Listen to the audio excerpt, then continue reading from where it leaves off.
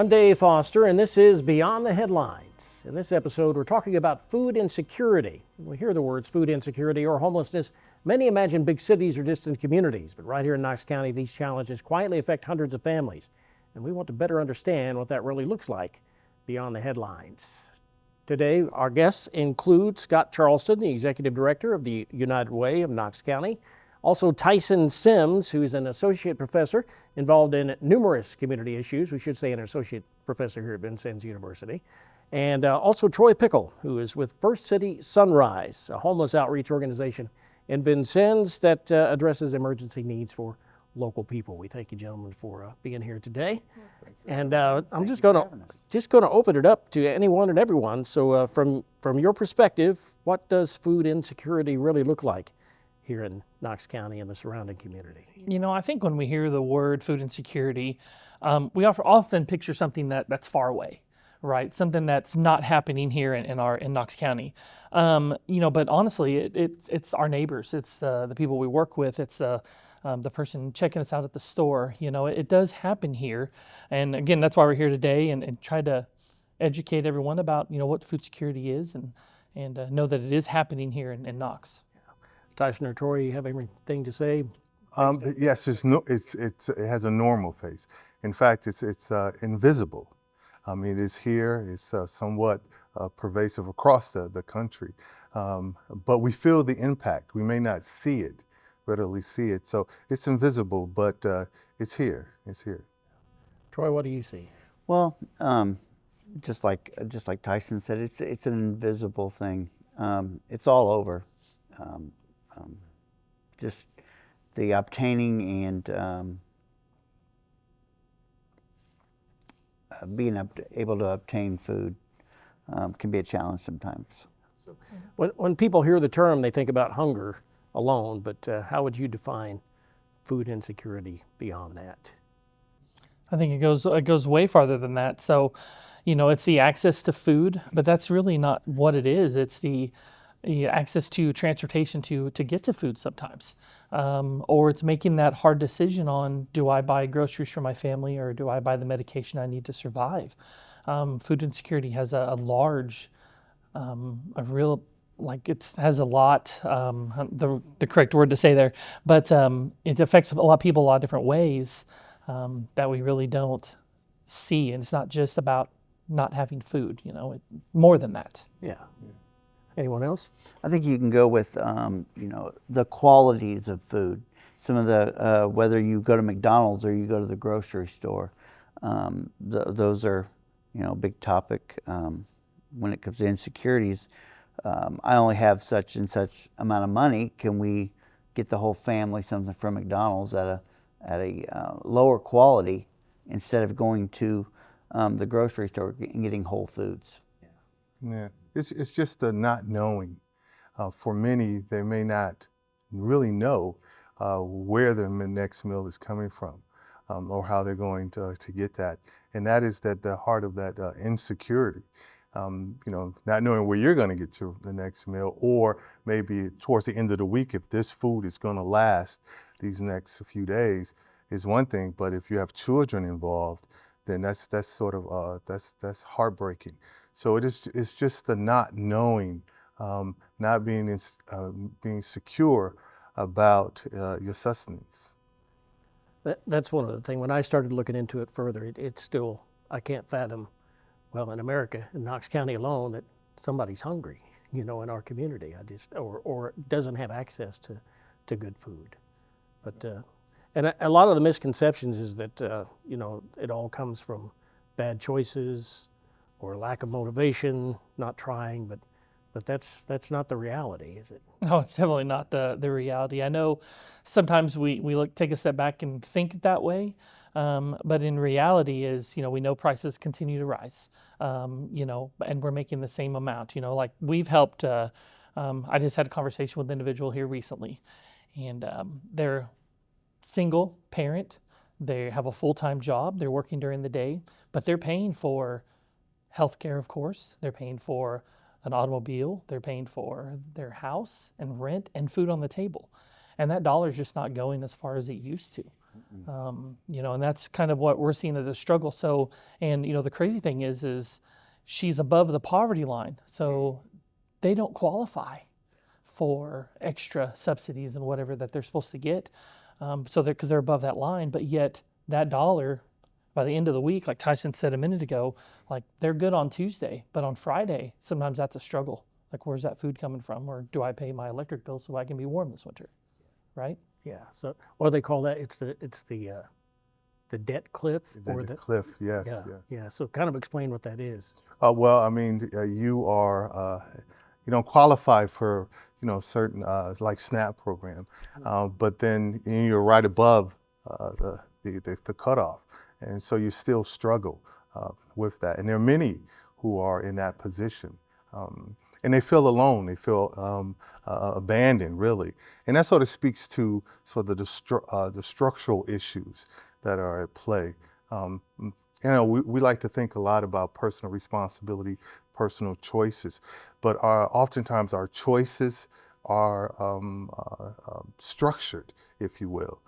So it's important to take personal accountability, but it's also important to recognize the structural elements, the pay, the opportunities for employment, the access to certain types of food that's available.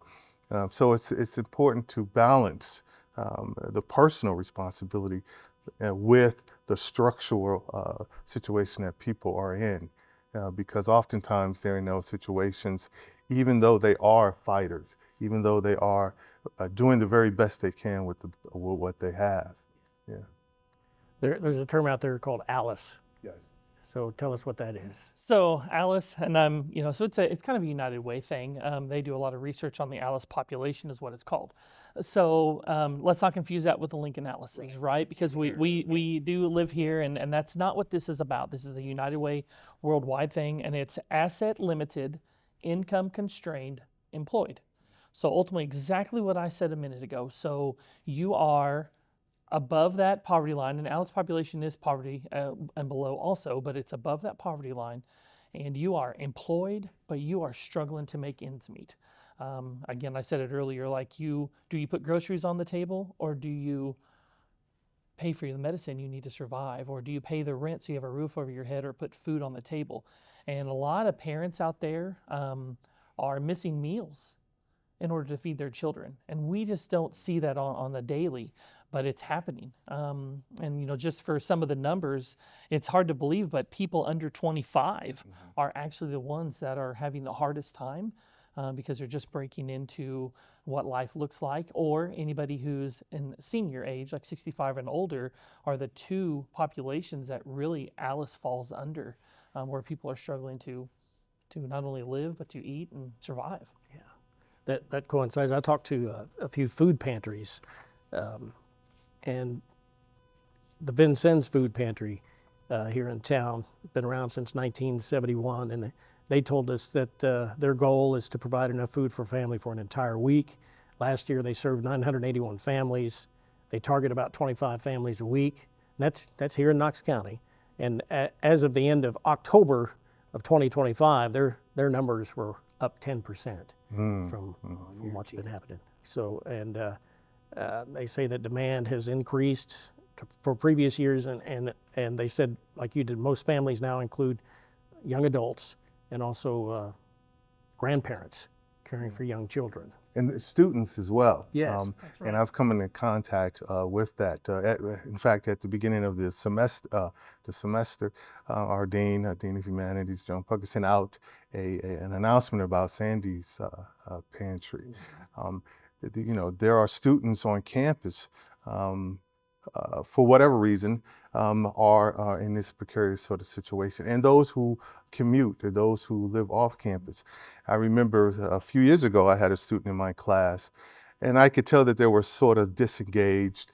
I could tell that there was something wrong.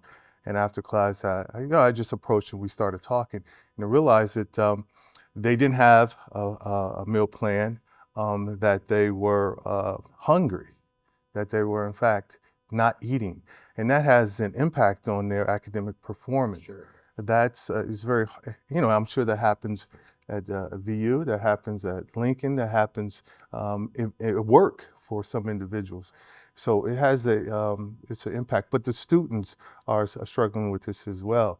And the pantry sort of, Sandy's Pantry, sort of helps address that issue. In fact, there are, according to the Government Accountability Office, 23% of college students are dealing with food insecurity. Yeah, that's like 3.8 million people. And this was in 2020. And, things are, a little tighter even now. So that's a part of that invisibility. You think students are really just having a great time, when in fact they are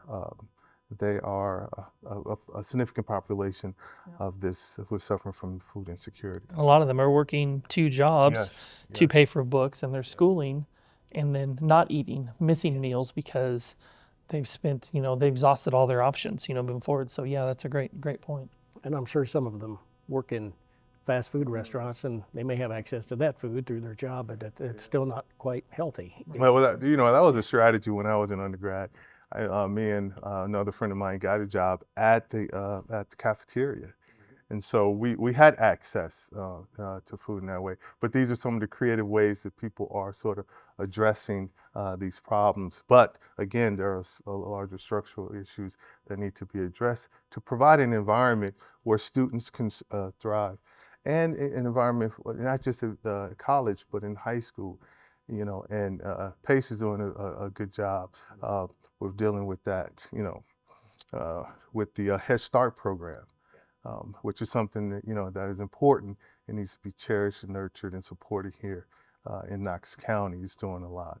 And there are other institutions and local agencies doing similar things. There are several local folks around that help a lot of people, and Troy, and you're with First City Sunrise. I know, it deals with homelessness, but food insecurity and hunger goes along with that. It does. We see that, people, they're not making good choices with the foods that they're eating. So a lot of people will go to, during the day, they'll go to fast food restaurants. And the challenge is the storing of food in the homeless population. So they're eating a lot of like chips and those sorts of shelf stable products, and that can be an issue with all the preservatives and those types of things. Yeah. So, and like I say, most of the people that we deal with in the community are trying. They have jobs. They go to school, and what would be, something that would prevent them from maybe asking for help? I think pride sometimes. I think pride right? too.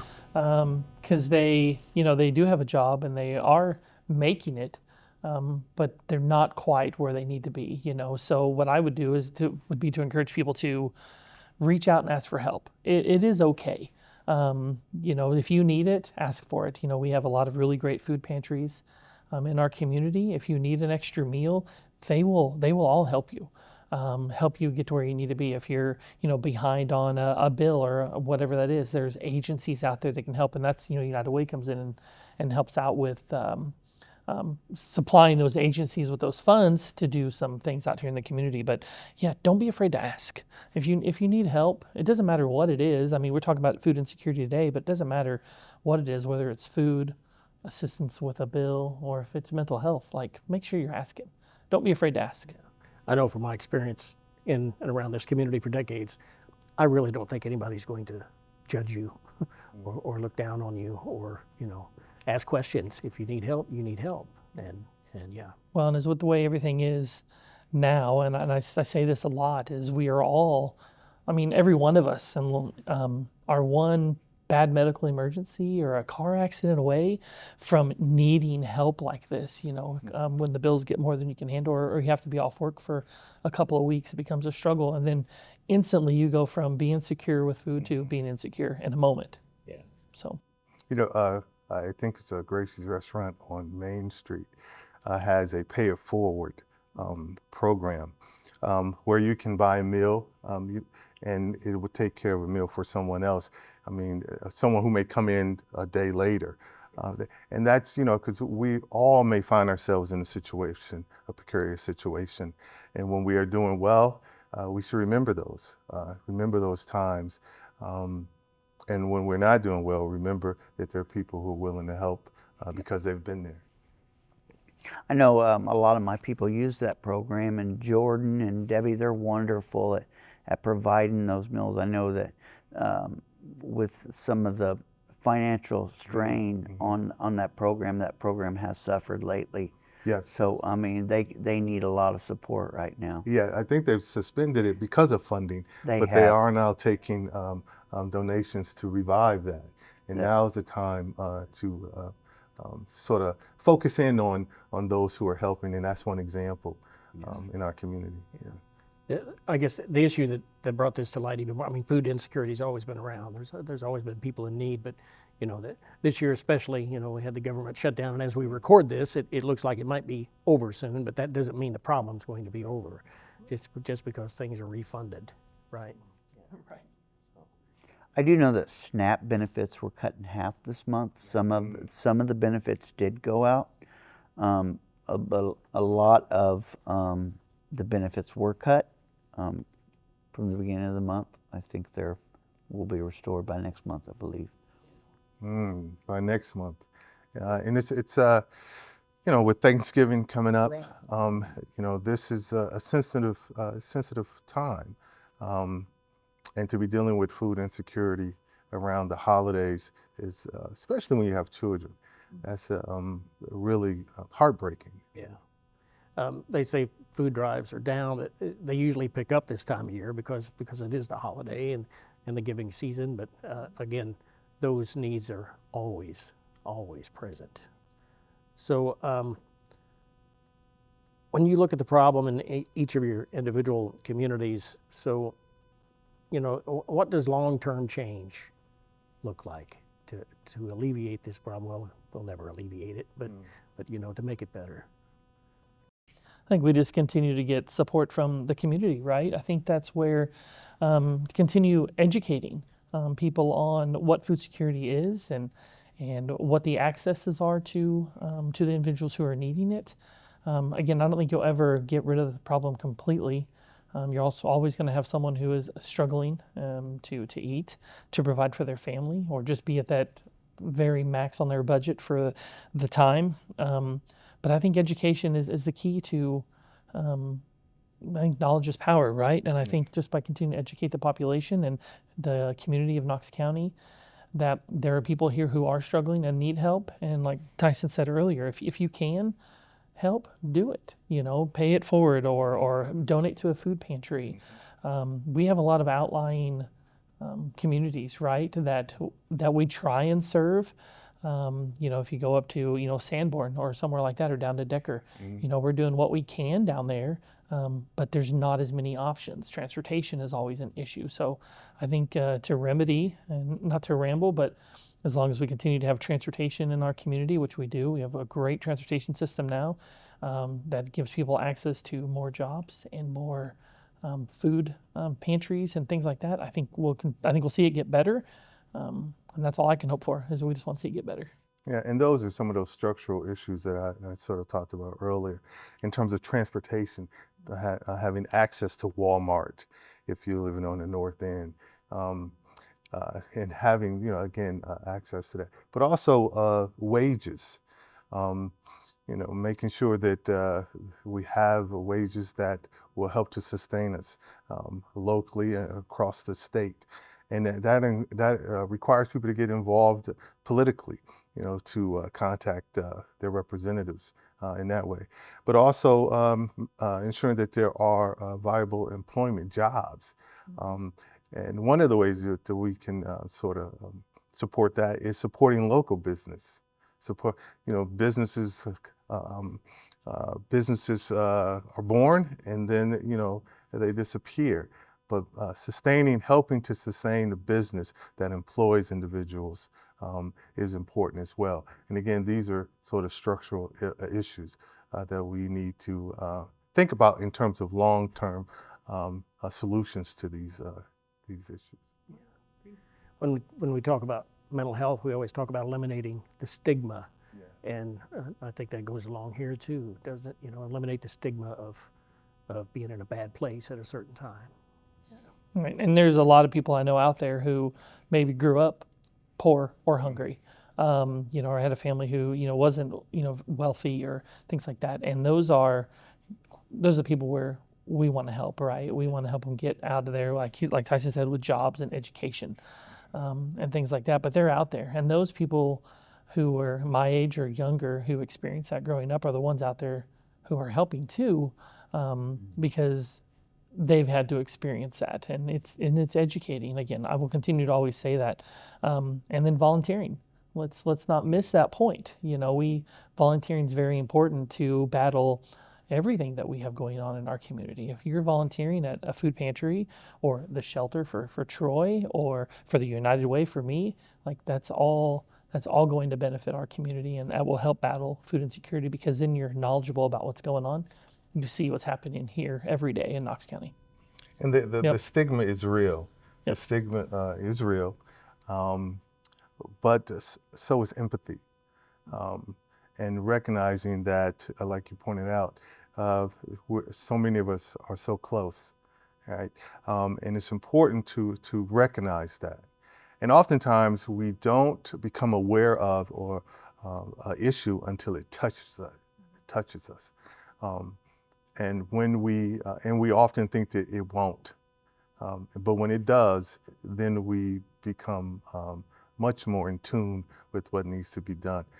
So I think recognizing your friends, uncovering this invisible cloak over food insecurity is important, because it provides opportunity for empathy and identifying and connecting with those in the community. And it helps to build community as well. So being aware of that stigma and engaging that, and trying to do something to alleviate that. Yeah. So you talk about volunteering, and if somebody's watching this and maybe they're hearing, you know, this problem is this deep for the first time, where would you direct people to go to get more information about this subject? Well, we have a web page, First City Sunrise. We're also on Facebook. Our numbers are posted there. We'd love to have volunteers. I know that Helping His Hands can always use a lot of help.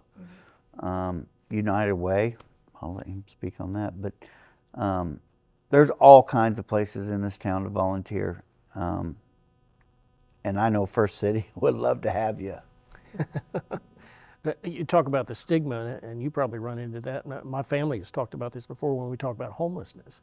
Somebody not having some place to go, it's again, it's one of those things where how can somebody have nobody, you know, to go? But we appreciate what you do there. And that could be another whole conversation Yes. on homelessness alone, because you talk about stigma and that, you know, you do have people who are, you know, on the street who are hungry. They're looking for a home, but, you know, sometimes we pass judgment on what that really means. And we won't go too in depth in that, but I mean, let's be honest, you could be living in an apartment today and you could have a small fire in the kitchen and your landlord says, hey, we need time to fix it, you gotta go. So in that moment, you're homeless. Yeah. Also, you're hungry. So you're looking for food, you're looking for a place to live. Financials get tough. You know, it all ties together. Well, one of the places that your viewers can go to get educated on this is to watch that film, Food Insecurity, the PBS put together. It's online. You can find it on YouTube. But also connecting with, like you said, the agencies in the county to either to help or to receive services. United Way is good about that. PACE is good about entering a number of restaurants and food pantries that may be willing to help, you know. And utilize Indiana 211. I mean, that's new to our community, and we're having a meeting shortly with all of our agencies to get them to update that site. But there's a lot of really good knowledge with Indiana 211, and it's a free service. You can use it. I've looked at the numbers, and you can get a lot of things from there too, and that can help you look for a place to volunteer. But over the last year, we have about 200 calls a month roughly that go in. It's almost 400 right now of calls per month, just because people are nervous about where's my next meal coming from. So yeah, those are places that you can use resources. The Alice, you can type in the Alice population through the United Way, and that'll give you a whole bunch of detailed for Knox County. It is a few years old, because they do it every couple of years, but I mean, it talks about 4,600 people right now at that Alice level. So that's 4,600 people who are looking for food, that from 2 years ago. Yeah. I can't imagine what that number is now, and those numbers will come out later, early next year should. But yeah, go to those websites, check them all out. They all have some great knowledge. Yeah. And I just want to add that, and I want to say this, one of the greatest things you can do is have a meal. Invite someone out. Absolutely. To have a meal, or to your home to prepare and share a meal. I mean, as human beings, that's a meeting point. The table, the food, to get to know one another, to build community. And food is an important part of that connection.